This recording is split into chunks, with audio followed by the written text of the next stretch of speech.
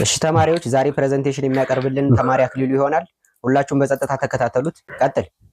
ምን አባታ ፈጣለ ቀጥል። እሺ ፈርስት ቴንክ ዩ ፎር ጊቭ ሚ ዚስ ቻንስ ማይ ኔም ኢዝ አክሊሉ ማይ ፋዘር ኔም ኢዝ በላይ ማይ ማዘር ኔም ኢዝ ሬድ ፋ ቤተሰብ መምሪያ ያለው መሰለው እንደዚህ ዘሩን ይቆጥርልኛል። ወደ ዋና ጉዳይ ግባ። አንደኛ በእንግሊዘኛ ተናገር።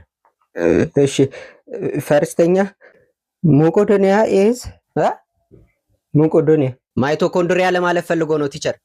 እግዚአብሔርን ቲቸር ሞቆዶኒያ ነው የሚል። አረ ጭራሽ እኔ ልታሳምነኝ ነው። ዋት ኢዝ ማይቶኮንድሪያ? ዋት ኢዝ ማይቶኮንድሪያ?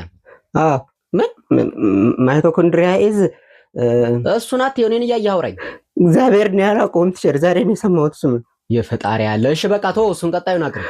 እሺ ሁለተኛ ምን አባቱ ብሎ ነው የጻፈው? ዛሬ ጉድ ፈላ።